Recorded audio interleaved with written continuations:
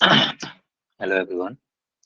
आज की इस क्लास में हम लोग देखने वाले हैं क्लास 10th का जो आपका फिजिक्स है, ठीक है, जिसके चैप्टर का नाम है प्रकाश का अपवर्तन, रिफ्रैक्शन ऑफ लाइट। उसका क्वेश्चन आंसर जो आपको पिछले ईयर के क्वेश्चन आंसर पर आधारित है। तो चलिए फिर को हम देखते हैं एक एक करके सभी क्वेश्चन।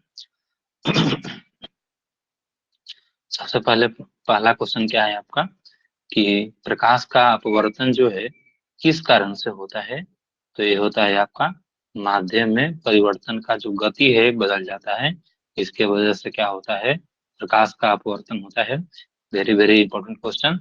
क्या मतलब इसका हुआ समझिए। जैसे कि क्या है आपका सूर्य का प्रकाश जो है एक माध्यम से दूसरे माध्यम में ऐसे अगर गति करता है, जैसे आपका ऊपर हवा है और नीचे क्या है आपका जल है, तो हवा से जल में सूर्य का प्रकाश ऐसे गति करेगा तो क्या होगा, इसका जो चाल जो है बदलेगा। ठीक है, हवा में उसका चाल अधिक होगा और जल में चाल क्या होगा, कम होगा, जिसकी वजह से अपना ये रास्ता पर विचलित होगा।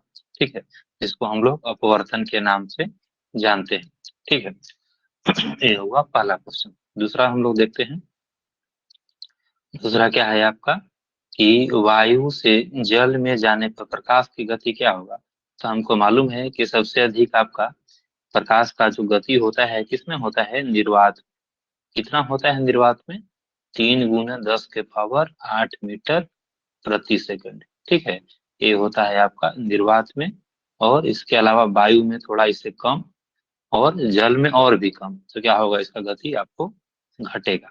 ठीक है, अगला क्वेश्चन हम लोग देखते हैं। अगला क्वेश्चन क्या कह रहा है कि अपवर्तन का नियम, ठीक है, किसका नियम। ठीक है, ये थोड़ा इसमें सुधार कर लीजिए। अपवर्तन का जो दूसरा नियम है, देखिए अपवर्तन का आपको प्रकाश का अपवर्तन का दो नियम है।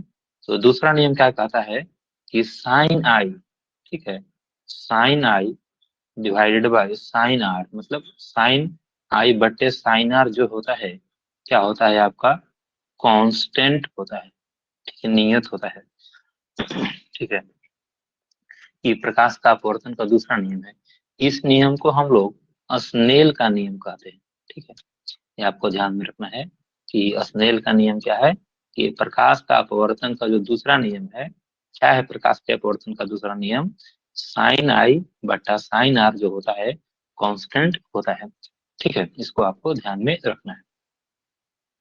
फिर हम आगे बढ़ते हैं। अगला क्वेश्चन क्या है आपका, यदि आपतन कोण 0 डिग्री है तो अपवर्तन कोण कितना होगा। हमको मालूम है कि प्रकाश के अपवर्तन की स्थिति में आपका आपतन कोण जो है और अपवर्तन कोण दोनों आपस में क्या होता है, बराबर होता है। तो आपतन कोण कितना डिग्री है, 0 डिग्री, तो अपवर्तन कोण भी कितना होगा आपका, 0 डिग्री होगा। ठीक है, ये आपका हुआ तीसरा क्वेश्चन। और फिर हम आगे देखते हैं।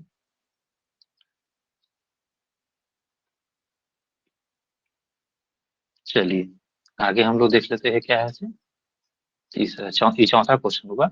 हम अब देखते हैं पांचवा क्वेश्चन। पांचवा क्वेश्चन क्या कह रहा है कि पानी में डूबा हुआ तिनका, कोई आपका तिनका है कोई इस तरह का, कोई छोटा सा लकड़ी है जो पानी में डूब गया है। ठीक है, तो मुड़ा हुआ दिखाई देता है। टाइप एक ग्लास लीजिए और ग्लास में, ठीक है, एक ग्लास लीजिए और ग्लास में कुछ आपको एक टीन का छोटा सा लकड़ी डालिए। ठीक है, तो लकड़ी डालेंगे तो पानी में तो ऐसे सीधा रहेगा, लेकिन आप बाहर से देखेंगे, ठीक है, आप बाहर से देखेंगे तो क्या पाएंगे कि जो ग्लास में जो तिनका जो है ऐसे सीधा ना हो करके कैसे है, ऐसे तिरछा खड़ा ऐसे प्रतीत होता है, लेकिन एक्चुअल में तिरछा नहीं होता है, एक्चुअल में सीधा ही होता है, लेकिन हमको वो दिखता तिरछा है। यह क्यों होता है, ये भी आपका प्रकाश के अपवर्तन के कारण होता है, जिसको आपको ध्यान में रखना है। ठीक है, अगला क्वेश्चन है कि हवा में प्रकाश की गति क्या होती है। एक्चुअली हवा में नहीं, निर्वात में। ठीक है, जिसको हम लोग वैक्यूम कहते हैं। निर्वात मतलब जहाँ हवा नहीं हो उसको हम निर्वात कहते हैं। निर्वात में प्रकाश की गति क्या होती है, 3 × 10⁸ मीटर प्रति सेकंड, जिसको हम लोग हवा में भी मान के चलते हैं। ठीक है, लेकिन स्टैंडर्ड आपको निर्वात कहते हैं, जिसको आपको ध्यान में रखना है। अगला है लेंस का जो कार्य है, ठीक है, किस पर आधारित है? तो हमको मालूम है लेंस में बेसिकली क्या होता है कि जब भी आप प्रकाश की किरण लेंस में डालेंगे तो उसके सतह पर से पड़ने के बाद क्या है, उससे आगे होकर निकल जाता है। इस घटना को कहते क्या है? हम इस घटना को कहते हैं प्रकाश का अपवर्तन। तो लेंस में क्या होता है आपका? प्रकाश का अपवर्तन होता है। ठीक है, आगे क्वेश्चन क्या है आपका? कह रहा है कि अपवर्तनांक का कोई इकाई, अपवर्तनांक का इकाई क्या होता है, मतलब मात्रक। अपवर्तनांक का मात्रक कैसे? जैसे कि आपका लेंथ मतलब लंबाई। ठीक है, लेंथ का मात्रा क्या होता है? तो मीटर होता है। ठीक है, मीटर। उसी प्रकार जो आपका अपवर्तनांक है, इंग्लिश में कहते हैं इसको अपवर्तनांक को रिफ्रैक्टिव इंडेक्स, जिसका मात्रा क्या होता है? जिसका कोई मात्रक नहीं होता है। आपको ध्यान में रखना है कि जो रिफ्रैक्टिव इंडेक्स है अपवर्तनांक, इसका कोई भी मात्रक नहीं होता है। ठीक है, आगे देखते हैं हम लोग, आगे क्या है आपका? किसी पारदर्शी माध्यम का अपवर्तनांक सदा क्या होता है? ठीक है, सबसे पहले देखते हैं हम लोग अपवर्तनांक निकालते कैसे हैं। तो अपवर्तनांक कैसे निकालते हैं किसी भी माध्यम के लिए? किसी भी माध्यम के लिए जो अपवर्तनांक है कैसे निकालते हैं? तो ऊपर क्या हम लोग लिखते हैं? ऊपर लिखते हैं हवा में प्रकाश की चाल। हवा में प्रकाश की चाल बट्टा जिस माध्यम में आपको निकालना है। ठीक है, जिस माध्यम में आपको निकालना है अपवर्तनांक, उस माध्यम में प्रकाश की चाल, उस माध्यम में प्रकाश की चाल। अगर ऐसे हम करेंगे तो उस माध्यम का अपवर्तनांक निकल जाएगा। ठीक है, तो हमको मालूम है कि हवा में प्रकाश की चाल क्या होता है? 3 × 10⁸ मीटर प्रति सेकंड होता है हवा में प्रकाश की चाल। किसी भी माध्यम में प्रकाश की चाल जो है क्या होगा? 3 × 10⁸ मीटर प्रति सेकंड से तो कम ही होगा ना। ठीक है, नीचे वाला जो वैल्यू होगा ऊपर वाले वैल्यू से क्या होगा? 3 × 10⁸ मीटर प्रति सेकंड से क्या होगा? ये कम होगा, छोटा होगा। तो जब आप ऊपर वाला बड़ा है नीचे वाला छोटा है, उसको अगर भागा देंगे तो उसका वैल्यू हमेशा क्या आएगा? वैल्यू जो आएगा हमेशा 1 से बड़ा आएगा। ठीक है, तो हम क्या कर सकते हैं कि किसी भी माध्यम के लिए जो अपवर्तनांक हमेशा जो होगा क्या होगा? 1 से बड़ा होता है, 1 से अधिक होता है। ठीक है, इसको आपको ध्यान में रखना है। अगला क्वेश्चन हम लोग देखते हैं क्या है आपका? अगला क्वेश्चन है कि जब प्रकाश की जो किरण है घनत्व वाले माध्यम से, ठीक है, दुर्बल माध्यम में प्रवेश करती है तो क्या होता है? सुनिए इसका क्या कहने का मतलब हुआ से। देखिए, घनत्व वाले माध्यम का मतलब हुआ कि जो प्रकाश की किरण है आपका, यहाँ पर क्या है, ऊपर ऐसे जल है और जल का टैंक है, नीचे ऐसे प्रकाश की किरण को ऐसे हम डालें तो ऊपर क्या है? ऊपर हवा है, जिसको हम लोग बोलेंगे दुर्बल माध्यम। ऊपर वाले को, हवा को बोलेंगे दुर्बल माध्यम और जल को बोलेंगे हम लोग घनत्व वाले माध्यम। तो सबसे पहले देखते हैं हम लोग दुर्बल माध्यम से। दुर्बल माध्यम से आपका प्रकाश की किरण जैसे ही आपको घनत्व वाले माध्यम में ऐसे इंटर करेगा तो क्या होगा? वो जो अभिलंब जो होगा, ठीक है, अभिलंब, अभिलंब की ओर क्या होएगा? अभिलंब की ओर ये मुड़ जाएगा। एक्चुअली इसका पाथ ऐसे सीधा होना चाहिए था, लेकिन थोड़ा ऐसे क्या होगा, ये ऐसे मुड़ेगा। ठीक है, थोड़ा ऐसे मुड़ जाएगा। ठीक है, ऐसे आपको मुड़ जाएगा। ये होगा पहला। फिर यहाँ पर फिर से आप एक अभिलंब डालते हैं हम लोग, तो इसका पाथ कहाँ ऐसे होना चाहिए था? ऐसे बाहर निकलना चाहिए था ऐसे प्रकाश की किरण को, परंतु यहाँ है जल और बाहर कुछ कुछ नहीं है तो क्या है आपका? हवा है। ये हो गया आपका कौन सा माध्यम? घनत्व वाले माध्यम। ये हो गया हवा वाले माध्यम। तो क्वेश्चन कर रहा है कि घनत्व वाले माध्यम से हवा वाले माध्यम में प्रकाश की किरण प्रवेश करेगा तो क्या होता है? अविलंब से दूर भागता है। ठीक है, अविलंब से दूर भागता है। तो यही हो जाएगा सही उत्तर, अविलंब से हटकर मुड़ जाती है। ठीक है, दोनों आपको ध्यान में रखना है। जब प्रकाश की किरणें आपका किससे, दुर्बल माध्यम से होकर के घनत्व वाले माध्यम में प्रवेश करती है तो अविलंब की ओर मुड़ जाती है, पहला। और दूसरा, जब प्रकाश की किरणें आपको दुर्बल, सॉरी, घनत्व वाले माध्यम से होकर के आपको दुर्बल माध्यम में प्रवेश करती है तो अविलंब से दूर भागती है। ठीक है, दोनों आपको ध्यान में रखना है। आगे क्वेश्चन हम लोग देखते हैं। आगे क्वेश्चन कह रहा है कि स्नेल के नियम किस विषय से संबंधित है। ठीक है, स्नेल का नियम। तो स्नेल का नियम अभी हमने बताया कि जो प्रकाश के अपवर्तन का दूसरा नियम होता है, क्या होता है दूसरा नियम? साइन आई बटा साइन आर क्या होता है आपका? कांस्टेंट होता है। कांस्टेंट मतलब नियत होता है, फिक्स होता है किसी भी माध्यम के लिए। ठीक है, किसी भी माध्यम के लिए। तो साइन आई बटे साइन आर जो होता है फिक्स होता है। जहां पर आई है क्या? आई है आपका आपतन कोण, और आर क्या है आपका? अपवर्तन कोण। ठीक है, तो दोनों का साइन निकाल कर अगर आप अनुपात निकालेंगे किसी भी माध्यम के लिए, तो हमेशा क्या होगा आपका? ये फिक्स होगा। इसको हम लोग स्नेल के नियम से जानते हैं। ठीक है, तो किससे संबंधित है आपका स्नेल का नियम? ये आपका अपवर्तन से संबंधित है। ठीक है, चलिए आगे हम लोग देखते हैं कि लेंस का फोकस किस कारण से बनता है। तो हमको मालूम है किस कारण से बनता है, आपको प्रकाश के अपवर्तन के कारण बनता है लेंस का फोकस। ठीक है, चलिए आगे हम किस अगला क्वेश्चन देखते हैं आपका। कि पानी में डूबे हुए वस्तु में, ठीक है, वास्तविक वास्तविक स्थिति से, ठीक है, वास्तविक स्थिति से क्या होता है? हमको नजदीक मालूम पड़ता है, लगता है कि नजदीक है, लेकिन वो वास्तविक स्थिति से थोड़ा वे, जैसे मान लो कोई पानी में वस्तु डूबा हुआ है। ठीक है, जैसे आप एक जार ले लीजिए, ठीक है, और इस जार में पानी भर दीजिए। ठीक है, और पानी भर कर क्या कीजिए, इसमें आप क्या कर दीजिए, एक सिक्का डाल दीजिए। ठीक है, सिक्का डाल दीजिएगा। ऊपर से आप देखेंगे, ऊपर से देखेंगे तो आपको क्या प्रतीत होगा कि सिक्का जो है थोड़ा सा आपको इतना गहरा नहीं है जितना गहरा वो दिख रहा है। थोड़ा सा ऊपर उठा होगा, लेकिन सिक्का आपका थोड़ा ज्यादा गहरा होता है जितना हमको उससे दिखता है। तो कोई भी वस्तु अगर पानी में डूबा हुआ है तो वास्तविक स्थिति से क्या होता है? हमको पास दिखाई देता है। ठीक है, इसको आपको ध्यान में रखना है। अगला क्वेश्चन हम लोग देखते हैं। कह रहा है कि प्रकाश के अपवर्तन जब होता है उसके दौरान कौन सा जो है मात्रा जो है इसमें कोई बदलाव नहीं होता है, अपरिवर्तित रहती है। जैसे हमको मालूम है कि प्रकाश का अपवर्तन होता है, तो जब प्रकाश का अपवर्तन मतलब प्रकाश जो है एक माध्यम से होकर के दूसरे माध्यम में प्रवेश करती है, जिसको हम लोग प्रकाश के अपवर्तन के नाम से जानते हैं। तो उसमें क्या उसका प्रकाश का जो गति होती है वो क्या जो बदल जाता है? प्रकाश की गति बदल जाता है। और क्या बदल जाता है? उसका तरंग दैर्घ्य, जिसको हम लोग कहते हैं वेवलेंथ। ठीक है, ये भी क्या होता है? आपको तरंग दैर्घ्य भी बदल जाता है प्रकाश का, ये भी बदल जाता है। ठीक है, दिशा भी बदल जाता है, दिशा मतलब डायरेक्शन। ठीक है, प्रकाश जिस दिशा में से गमन कर रही होगी, अब किसी माध्यम में प्रवेश करने के बाद उसका क्या हो जाएगा? दिशा भी बदल जाएगा। तो फिर क्या नहीं बदलेगा?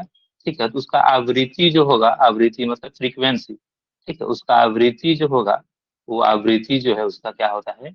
नहीं बदलता है। इसको आपको ध्यान में रखना है। ठीक है, ये इंपॉर्टेंट क्वेश्चन बोर्ड के लिए कि जो प्रकाश का अपवर्तन होता है तो उसमें क्या नहीं बदलता है प्रकाश का? तो उसका फ्रीक्वेंसी, आवृत्ति जो है नहीं बदलता है। ठीक है, चलिए आगे क्वेश्चन हम लोग देखते हैं। आगे क्वेश्चन कह रहा है कि वायु का अपवर्तनांक होता है। तो क्या होगा वायु का अपवर्तनांक? कैसे निकालेंगे वायु का अपवर्तनांक? तो हमने अभी आपको बताया अपवर्तनांक निकालने का क्या होता है, अपवर्तनांक कैसे निकालेंगे। या अपवर्तनांक निकालने का जो आपका फॉर्मूला जो होता है वो होता है आपका, थोड़ा सा, अपवर्तनांक कैसे निकालते हैं हम लोग?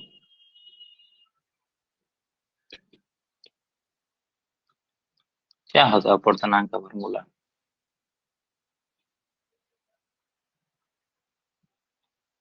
कि ऊपर क्या लिखेंगे? 3 × 10⁸ ही है क्या ऊपर वाला? कि निर्वात में प्रकाश की चाल। नीचे क्या लिखेंगे? जिस माध्यम में निकालना है, किसमें निकालना है? वायु में। तो लगभग हम वायु में भी मान के चलते हैं कि प्रकाश की चाल कितना होता है? 3 × 10⁸ होता है। दोनों के क्या कीजिएगा? आप डिवाइड कीजिएगा, तो ऊपर भी और नीचे बराबर, तो क्या कट के आ जाएगा? आपका एक आ जाएगा। तो हम कितना मान के चलते हैं कि आपका वायु में क्या हो, वायु का अपवर्तनांक कितना होता है? लगभग एक के बराबर होता है। जल का अपवर्तनांक कितना होगा? तो कैसे निकालेंगे जल का अपवर्तनांक? सेम अभी हमने निकाला कि ऊपर क्या लिखेंगे, ऊपर ऊपर निकालेंगे, ऊपर लिखेंगे 3 × 10⁸ और किसमें किसका अपवर्तनांक निकालना है? जल का। तो जल में जो होता है किसका? प्रकाश की चाल। तो क्या होगा? ये ऊपर वाले से कम ही होगा। ठीक है, 3 × 10⁸ मीटर प्रति सेकंड जो है उसके चाल से कम होगा। ऊपर वाला ज्यादा है या नीचे वाला जो है क्या है आपका कम है, तो डिवाइड कीजिए तो इसका वैल्यू क्या आएगा आपको, 1 से अधिक आएगा। 1 से अधिक आएगा, कितना होता है, 1.33 होता है। ठीक है, आपको ध्यान में रखना है। सबसे अधिक जो अपूर्णांक होता है वो होता है हीरा का। कितना होता है आपको डेटा याद रखना है, ऑब्जेक्टिव में पूछा जा सकता है बोर्ड एग्जाम में, कितना होता है आपका 2.42 होता है। ठीक है, आपको ध्यान में रखना है। चलिए अब हम आगे देखते हैं।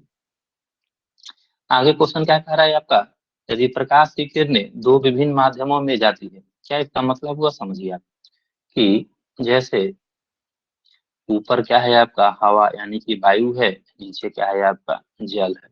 ठीक है, तो प्रकाश की जो किरणें हैं ऐसे हवा से होते हुए किसमें प्रवेश किया, आपको वायु में प्रवेश किया। ठीक है, सॉरी, हवा से होते हुए जल में प्रवेश किया, तो उसका क्या बदल जाता है, हमको मालूम है, अभी हमने पढ़ा है, उसका जो दिशा जो है, डायरेक्शन जो है बदल जाता है। ठीक है, अगला क्वेश्चन देखते हैं हम लोग। अपवर्तन में प्रकाश तरंग की क्या बदलती रहती है, अभी जस्ट हम लोग देखते हैं। ठीक है, उसका क्या बदल जाता है, उसका गति बदल जाता है। ठीक है, गति बदल जाता है, उसका दिशा भी बदल जाता है। ठीक है, आवृत्ति जो है, फ्रीक्वेंसी उसका नहीं बदलता है, ये हमने अभी पढ़ा है। चलिए, प्रकृति नेचर भी नहीं बदलता है। क्या प्रकाश जो है एक माध्यम से होते हुए दूसरे माध्यम में प्रवेश करेगा तो क्या प्रकाश जो है किसी मनुष्य थोड़ा ना बन जाएगा। ठीक है, नहीं समय बदलेगा, जितना आपको समय भी वही रहेगा। ठीक है, तो क्या बदलेगा उसका, आपका उसका गति बदल जाएगा। ठीक है, अगला क्वेश्चन हम लोग देखते हैं आपका। अगला क्वेश्चन है कि लेंस का उपयोग किसमें होता है, तो हमको मालूम है लेंस का उपयोग जो है दूरबीन में भी होता है, कोई भी सूक्ष्मदर्शी है, माइक्रोस्कोप, छोटे छोटे चीजों को देखने के लिए उसमें होता है। अच्छा, दूरबीन क्यों कहाँ होता है, बच्चा लोग नहीं समझ पाता है।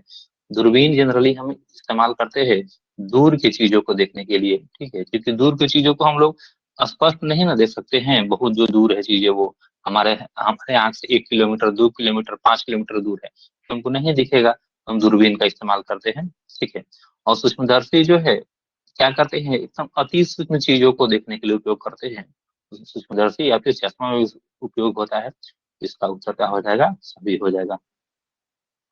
अगला क्वेश्चन है कि अपवर्तनांक का सूत्र क्या होता है, तो अभी हमने बताया है कैसे निकालते हैं अपवर्तनांक। तो साइन आई आप सब सिंपल यही निकालिए। ठीक है, अपवर्तनांक का सूत्र दो तरीका से, sin i/sin r। ठीक है, इसको हम कांस्टेंट या फिक्स ऐसे नियतांक मानते हैं, या फिर दूसरा तरीका क्या है आपका, ऊपर क्या लिखिए आप, 3 × 10⁸ मीटर प्रति सेकेंड, मतलब निर्वात में प्रकाश की चाल। और नीचे क्या लिखिए, बटा में, आपको बटा में लिखना है आपको क्या, जिस माध्यम में आपको निकालना है अपवर्तनांक उस माध्यम का। ठीक है, उस माध्यम में प्रकाश की चाल, दोनों को आप ऐसे बटा कर देंगे। चाल नहीं कहेंगे, प्रकाश का जो गति होता है। ठीक है, चाल गति अलग अलग चीज है, या वेग कहिए, प्रकाश की वेग, क्योंकि चाल में दिशा नहीं होता है, वेग में क्या होता है आपका दिशा होता है। ठीक है, तो इसको आपको ध्यान रखना, दो तरीके से हम निकाल सकते हैं। अगला क्वेश्चन कर रहा है आपका, जब प्रकाश जो है वायु से कांच में जाता है तो क्या होगा, वायु से कांच में प्रवेश करेगा प्रकाश, तो क्या उसका गति जो होगा क्या हो जाएगा आपका, घट जाएगा। ठीक, अगला क्वेश्चन कर रहा है कि लेंस का फोकस क्या है लेंस का फोकस, तो हमको मालूम है, कोई भी एक, जैसे हम यहाँ पे ले लेते हैं आपको, ये कौन सा लेंस है आपका, ये आपका उत्तल लेंस है। तो अगर हम उत्तल लेंस को ले लेते हैं तो उसका फोकस क्या होता है उत्तल लेंस का, तो जब भी हम आपको क्या करते हैं, किसी भी लेंस उत्तल हो या अवतल हो, यहाँ पर हमने उत्तल लेंस लिया है, तो उत्तल लेंस में उसके प्रधान अक्ष के समानांतर कोई किरण डालते हैं, तो लेंस से अपवर्तित होने के बाद कहाँ एक बिंदु पर आकर टकराती है, ये हमको मालूम है, हमने आपको बताया है। इसी बिंदु को क्या कहते हैं हम लोग, फोकस कहते हैं। ठीक है, तो ये आपका वही हो जाएगा सही उत्तर, जहां पर किरणें अभिसरित, अभिसरित मतलब एक बिंदु पर आकर मिल जाता हो। ये कब होगा, उत्तल लेंस की स्थिति में, अथवा अपसरित, अपसरित मतलब एक बिंदु पर आती हुई प्रतीत होती हो या फिर दूर जाती हो, वो कब होगा आपका, अवतल लेंस में। उस बिंदु को क्या कहेंगे हम लोग, फोकस कहेंगे। ठीक है, चलिए अगला क्वेश्चन है आपका कि लेंस का सूत्र क्या होता है। तो हमको मालूम है लेंस का सूत्र क्या होता है, 1/v माइनस 1/u बराबर 1/f। ठीक है, आपका लेंस का सूत्र होता है, यहाँ पर v क्या है आपका, v है वस्तु की दूरी, u है आपका सॉरी v है आपका प्रतिबिंब की दूरी, u है वस्तु की दूरी और f क्या है आपका, f है आपका फोकस दूरी। पिछला क्लास में थोड़ा सा हमने इसको करेक्ट कर लीजिएगा। जो दर्पण सूत्र क्या होता है आपका, 1/v प्लस 1/u बराबर 1/f होता है, जहाँ पर v क्या है प्रतिबिंब की दूरी, u है वस्तु की दूरी और f क्या है आपका, f है आपका फोकस दूरी। ठीक है, ये हो गया लेंस फार्मूला, ये हो गया आपका दर्पण फार्मूला, दोनों आपको ध्यान रखना है। आगे क्वेश्चन हम लोग देखते हैं क्या है आपका, अवतल लेंस। ठीक है, अवतल लेंस जो है हमेशा कैसा प्रतिबिंब बनाता है। तो अवतल लेंस हमको मालूम है कि अवतल लेंस हमेशा कैसा प्रतिबिंब बनाता है, आभासी बनाता है। और आभासी प्रतिबिंब जो क्या होता है आपका, आभासी प्रतिबिंब जो होता है हमेशा आपका क्या होता है, सीधा होता है। आपको ध्यान में रखना है, आभासी प्रतिबिंब क्या होता है आपका, सीधा होता है। आगे क्वेश्चन, उत्तल लेंस का उपयोग कहाँ पर करते हैं हम लोग। तो उत्तल लेंस का उपयोग कहाँ पर करते हैं हम लोग, तो जो भी जो कांच है, आवर्धक कांच, ठीक है, मैग्नीफाइंग ग्लास, वहां पर इस्तेमाल करते हैं हम लोग। कहाँ पर आपको उत्तल लेंस का इस्तेमाल करते हैं। ठीक, चलिए अगला क्वेश्चन क्या है आपका, जब प्रकाश जो है दुर्बल माध्यम से घनत्व वाले माध्यम में जाता है। ठीक है, हमने जस्ट आपको बताया है क्या होता है दुर्बल माध्यम। ठीक है, दुर्बल माध्यम जैसे हो गया आपका हवा वायु, ठीक है, और घनत्व वाले माध्यम जैसे हो गया आपका जल। ठीक है, जल हो गया। तो प्रकाश की किरण आपको एक माध्यम से होते हुए जो दूसरे माध्यम में प्रवेश करेगी, देखिए थी तो इस रास्ता से प्रकाश की किरणें से जा रही थी, जिसको ऐसे यहाँ से निकल जाना चाहिए था, परंतु माध्यम बदल गया ना। यहाँ पर आपका ऊपर हवा है, नीचे जल है। हवा में प्रकाश की चाल अधिक होगा, जल में कम होगा। तो क्या होगा, आपको ये प्रकाश की किरणें है अविलंब की ओर क्या हो जाएगा, ऐसे मुड़ जाएगी। ठीक है, अविलंब से मुड़ जाएगी। ऐसा कब होगा, जब आपका प्रकाश की किरणें जो है, ठीक है, दुर्बल माध्यम बोले तो हवा से होते हुए किसी आपको घनत्व वाले माध्यम अर्थात जल कांच किसी में प्रवेश कर रहा है, तो घनत्व ये जो आपका अविलंब है, अविलंब ये नॉर्मल है। ठीक है, नॉर्मल की ओर आपको ऐसे मुड़ जाती है। ठीक है, इसको आपको ध्यान में रखना है।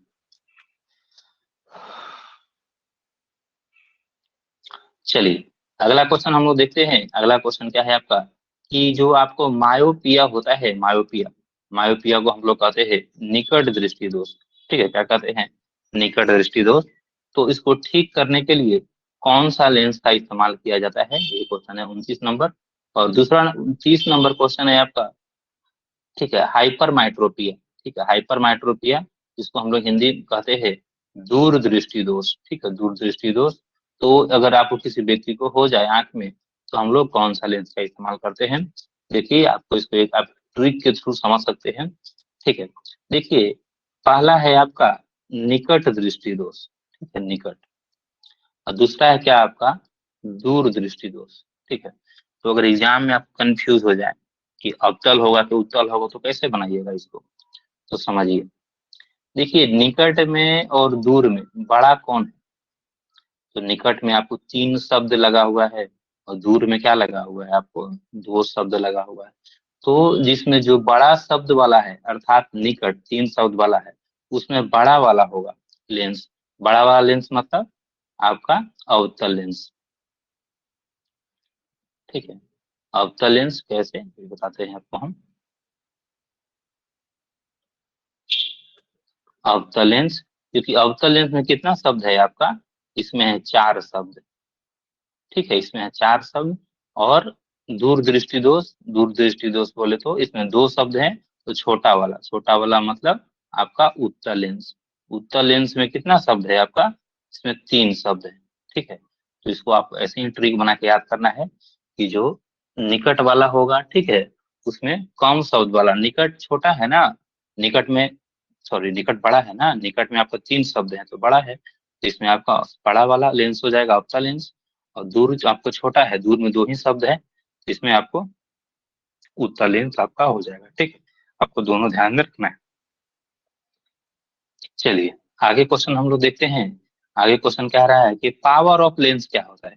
तो हमने पढ़ा है कि लेंस का पावर कैसे निकालते हैं, उसके फोकस दूरी का क्या करते हैं हम लोग, व्युत्क्रम करके निकालते हैं, उल्टा करके निकालते हैं। पावर ऑफ लेंस होता है, इसका मात्रा क्या होता है आपका, डायोप्टर या मीटर इनवर्स।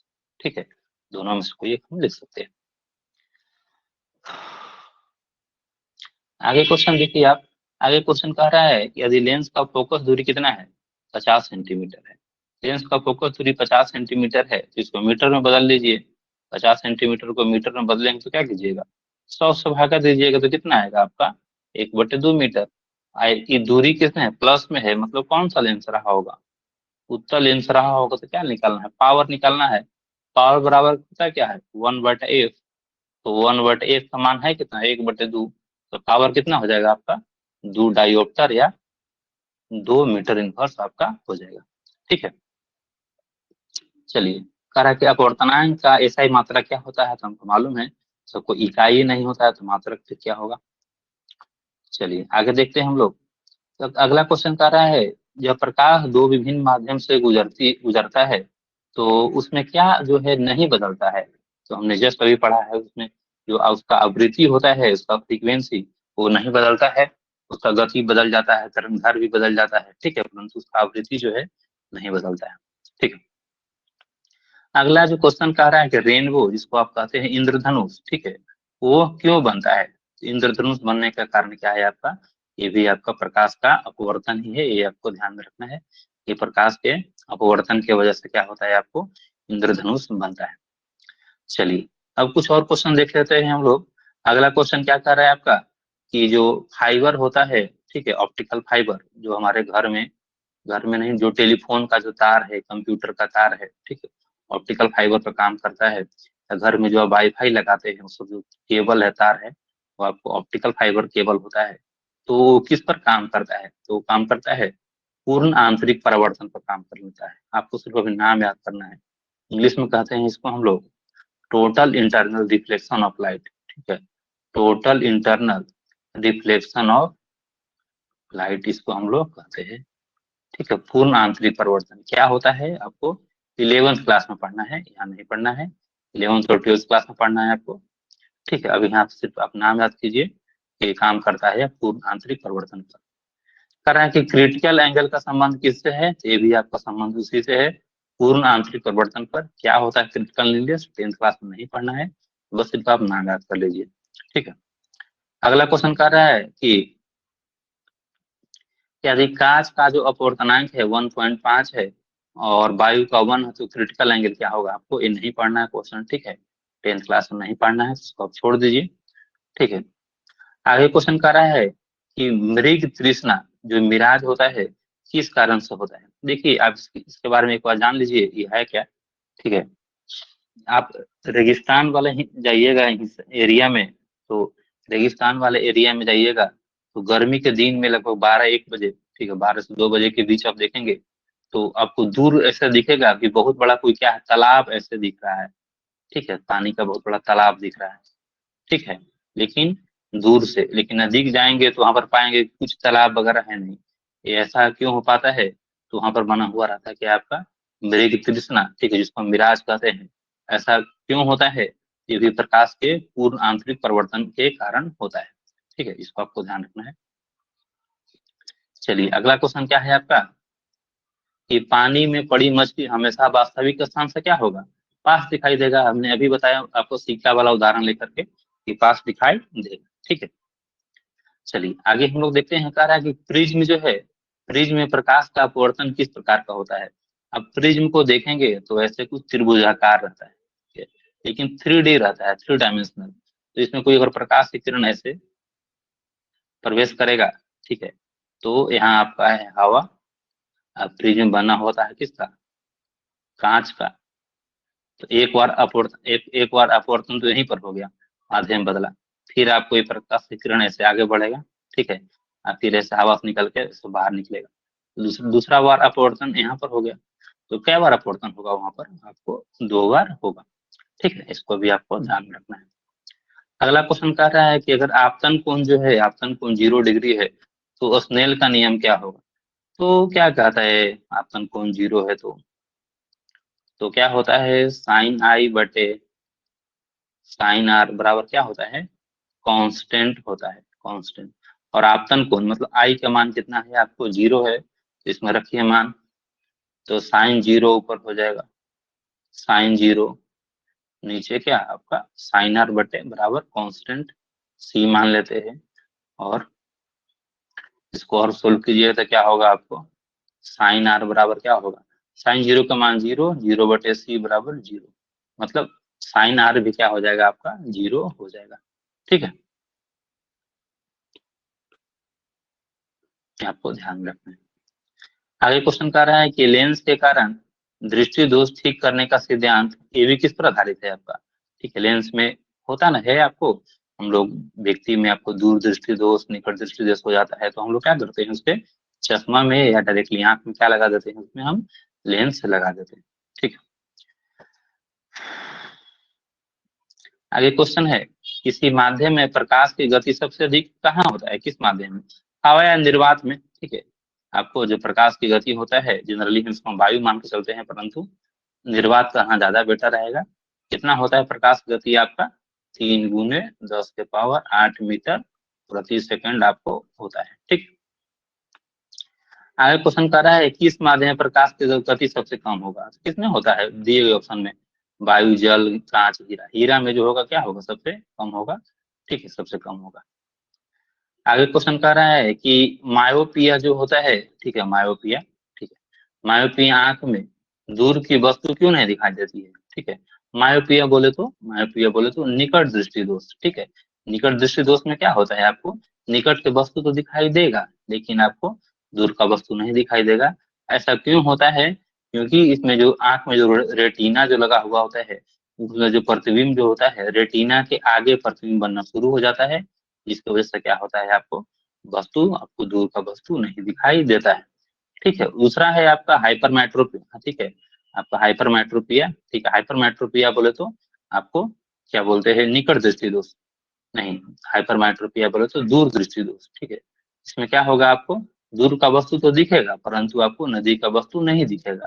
ऐसा क्यों हो पाता है, क्योंकि इसमें जो प्रतिबिंब जो है रेटिना के पीछे बनना शुरू हो जाता है, जिसकी वजह से क्या है आपको नजदीक की वस्तुएं नहीं दिखती है। ठीक है, चलिए आगे क्वेश्चन देखते हैं हम लोग। आगे क्वेश्चन, लेंस का पावर क्या है, -2D है। ठीक है, देखिए -2D है, माइनस में है मतलब लेंस कौन सा रहा होगा, अवतल रहा होगा, क्योंकि अवतल लेंस का ही फोकस दूरी क्या होता है, निगेटिव होता है, इसलिए पावर भी क्या होगा आपका निगेटिव होगा। ठीक है, ये हुआ आपका 48 नंबर क्वेश्चन। आगे देखते हैं 49 नंबर क्वेश्चन क्या कह रहा है, या लेंस का पावर कितना है आपका 4D है। ठीक है, प्लस में, तो प्लस में किसका होता है पावर, आपका प्लस में होता है आपका उत्तल लेंस का, क्योंकि उत्तल लेंस का फोकस दूरी क्या होता है आपका प्लस होता है, इसलिए आपका क्या हो जाएगा, पावर भी क्या हो जाएगा प्लस में हो जाएगा। क्या निकालना है, फोकस दूरी, तो क्या होता है पावर बराबर 1/f, तो पी पावर का मान 4 दिया हुआ है, तो 1/f, तो एफ बराबर क्या हो जाएगा 1/4 मीटर। ठीक है, एफ बराबर 1/4 मीटर, जिसको अगर सेंटीमीटर में निकालेंगे तो क्या करिएगा 100 से गुना कर दीजिए, तो क्या हो जाएगा 25 सेंटीमीटर। ठीक है, अंतिम क्वेश्चन देखते हैं कि हमारा जो आंख है, इसमें आंख में जो कौन सा जो हिस्सा है हम पढ़ाएंगे आपको। ठीक है, आंख का कौन सा जो हिस्सा है वो लेंस के रूप में कार्य करता है, तो आंख में जो कॉर्निया है वो क्या करता है, लेंस के रूप में कार्य करता है। ये सब आंख का हिस्सा है, रेटिना आइरिस पुतली जो है हमारे आंख में होता है, और लेकिन परंतु ये जो कॉर्निया जो है हमारे आंख में लेंस के रूप में कार्य करता है। ठीक है, इतना क्वेश्चन हमने आपको कराया। ये सब क्वेश्चन में आपको किसी प्रकार का कोई डाउट है तो नीचे आप कमेंट बॉक्स में जरूर लिखिए, और ये भी बताइए आज का क्लास आपको कैसा लगा। ठीक है, तो फिर हम लोग अब कल मिलते हैं। Take care, see you.